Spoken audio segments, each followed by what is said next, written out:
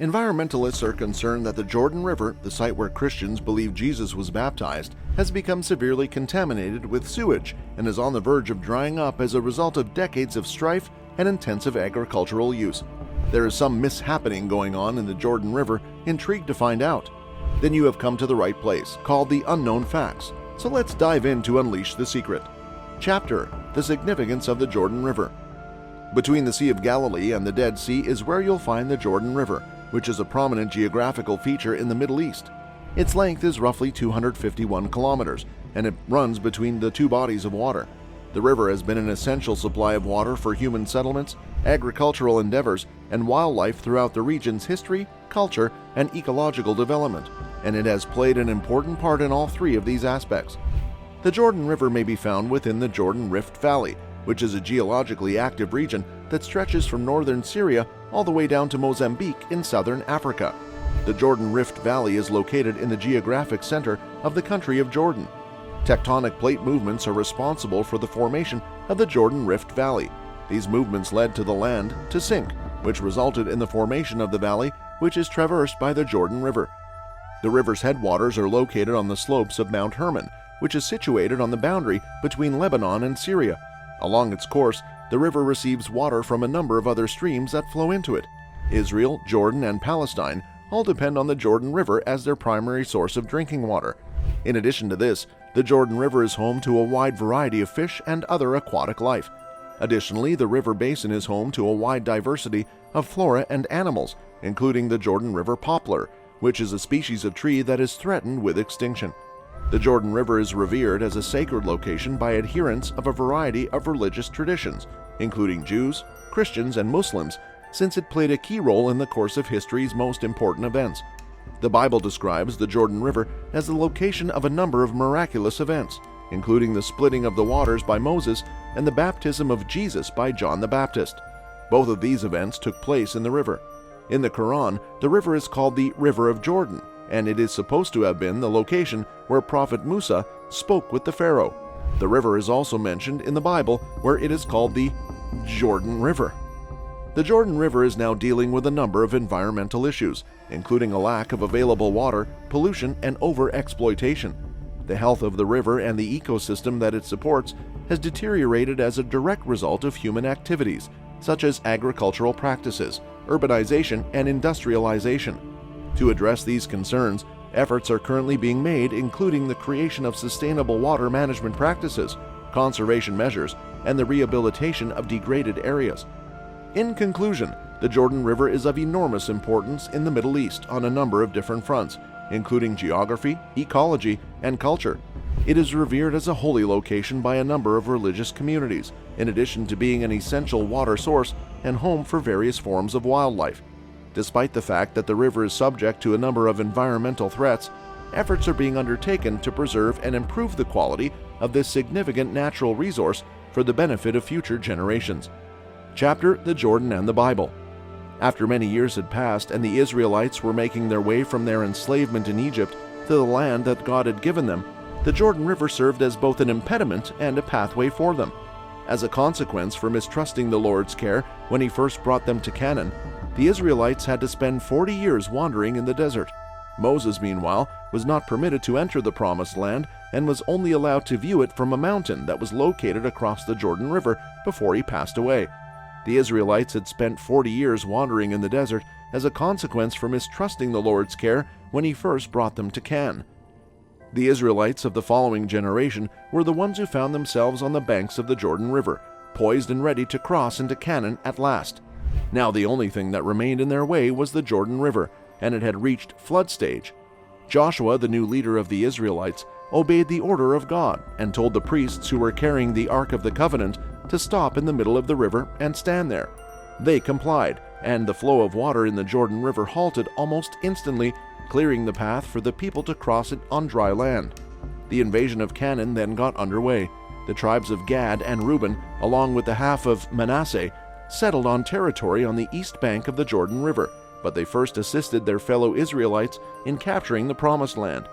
After the Israelites miraculously made it across the Jordan River, Joshua instructed the people to construct 2 memorials. 12 stones were taken from the river and placed on dry ground, and 12 stones were taken from the banks of the river and placed in the middle of the river, where the priests had been standing. Therefore, the sight of God's display of might on Israel's behalf was memorialized for future generations. The Jordan River is mentioned a great number of times in the Old Testament, most frequently in accounts of conflicts and battles involving the Israelites. Gideon led the Israelites to victory in their struggle against the Midianites by seizing a vital location on the river. After some time had passed, King Saul and several of his sons were killed in a conflict that took place close to the Jordan River. In a number of additional instances, an adversary is described as being engaged after crossing the Jordan River.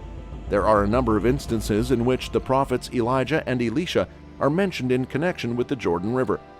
Elijah is said to have lived for a time close to the Jordan River. Elisha advised Naaman, a Syrian, to bathe in the Jordan in order to be healed of his leprosy, and Elisha caused a sunken axe head to float on the Jordan River. In the book of 2 Kings chapter 2, verses 7 to 14, we read that 2 prophets made a miraculous crossing of the Jordan River. The Jordan River is depicted in the New Testament as playing a significant part in the spiritual preparation of individuals in advance of Jesus Christ's ministry. John the Baptist gave sermons along the river on a regular basis and baptized those who confessed their sins, not to demonstrate that he had turned from his sinful ways, but rather to completely connect with us and to fulfill all righteousness. Jesus Christ came to John at the Jordan River to be baptized. At the beginning of Jesus' ministry, the Holy Spirit came down upon him at the Jordan River. It was there that God the Father declared his love for and delight with the Son, and it was also there that the Spirit fell onto Jesus. Chapter: Lack of drinking water. Residents of Jordan, one of the world's driest countries, have long since become accustomed to the fact that their homes receive a supply of water for only about 36 hours per week on average. But as of late, even that pitiful flow has been stymied because of the crippling combination of a warming planet and an increasing demand for the resource. A damaged and inefficient infrastructure, in addition to the considerable challenges posed by Jordan's geography and topography, has only served to make matters worse. Population growth, dwindling water supplies, and the effects of climate change have all contributed to the current state of affairs. The shortages that have occurred as a direct result serves as a cautionary tale about what the future may hold for both the region and for the rest of the world. Water must be transported inland, despite the fact that the country's major water sources are all located near its borders. This is a process that requires a lot of energy and is becoming more expensive as the cost of fuel continues to rise. In the past few decades, there has been a dramatic decline in the amount of rainfall, and because temperatures have been rising, any precipitation that does fall quickly evaporates. The growing season for farmers has already been shortened as a result of longer and hotter summers. Climate change is really aggressively hitting Jordan in the last 2 years, says Motassem Saidan, a former water minister and professor at the University of Jordan. Climate change is really aggressively hitting Jordan in the last 2 years. The river that gives this nation its name is dangerously low in the water. The flow of water in the Jordan River is less than 10% of what it was on average throughout history, and the flow of water in the Yarmouk River, a major tributary, is significantly reduced. The waters of the Jordan River, which were once swift-moving, empty out into the Dead Sea, a saltwater lake that is shrinking. The rivers are difficult to share with neighbors because Israel and Syria, which are located upstream, have siphoned off water for their own use for many years. Increasing supply from these sources presents a number of challenges, particularly with Israel, which has maintained a tense peace with Jordan for several decades at this point.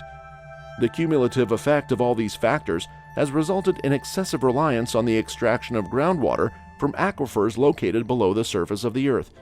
The aquifers, which currently supply approximately 60% of the nation's water supply, are being depleted at a rate that is approximately twice as fast as the natural rate at which they can be refilled. A spokesperson for the Ministry of Water and Irrigation named Omar Salameh stated that the administration was well aware of the risks associated with depleting groundwater supplies, but as the population has risen, in no little part because of waves of refugees from Syria and other countries facing a crisis, the government has been under pressure to satisfy skyrocketing demand, he said. This is because of the growing population. Chapter: The Drying Up and the Rapture Sign. The depletion of the river's water supply is interpreted as a portent of ill fortune and has severe repercussions for the people who live in that region. The Jordan River is mentioned quite a few times in the Bible, and the banks of the river were the setting for a lot of important events. The river was the setting for a number of miraculous events, including Moses dividing the waters and John the Baptist baptizing Jesus. Both of these events took place in the river. The Israelites' passage into the Promised Land is also connected to the Jordan River. During this passage, the river is described as being in a state of flooding. This passage is also tied to the Jordan River. Both a theological and an environmental point of view, the Jordan River's drying up is an important event that has occurred. The river is an essential source of water for Israel, Jordan, and Palestine. Therefore, its depletion has significant repercussions for the people who live in this region. The river basin is home to a wide diversity of flora and wildlife, including the Jordan River poplar, a type of tree that is threatened with extinction. The river's drying up has the potential to bring about the extinction of numerous species that are dependent on the environment that it supports, as well as its devastation. According to a prophecy found in the Bible, one of the things that will signal the arrival of the end times will be the drying up of the Jordan River. Both the book of Zechariah and the book of Revelation predict that the Euphrates River and the Jordan River will dry up prior to the final battle between good and evil. The book of Zechariah describes the drying up of the river as a sign that the Lord is coming, and the book of Revelation says that this will happen before the final battle between good and evil. The depletion of the Jordan River's water supply has significant repercussions for the people who live in that region, both from an environmental and a religious point of view. The depletion of this significant natural resource may result in a lack of available water, an increase in competition for available water sources, and the relocation of both humans and wildlife. The drying up of the river is also significant in theological terms, since many people interpret it as a warning that the end of the world is nearing. Efforts are being made to solve the difficulties that are affecting the Jordan River, and these measures include the creation of sustainable water management methods, conservation efforts, and the rehabilitation of degraded areas. However, these efforts are not sufficient, and other steps need to be taken in order to guarantee the Jordan River and the ecology that it sustains will be around for the long term. In conclusion, the cessation of water flow in the Jordan River is a huge occurrence that has grave ramifications for both the environment and religion.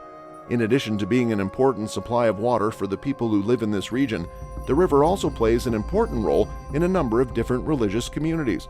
There are efforts being made to address the difficulties that are confronting the river, but there is still more work that needs to be done to ensure the river's long-term existence and the preservation of the ecology that it supports. This was all about the Jordan River. We hope you found this video useful. If so, then like this video, and also do not forget to subscribe to our channel. We'll see you soon in the next videos with more amazing unknown facts.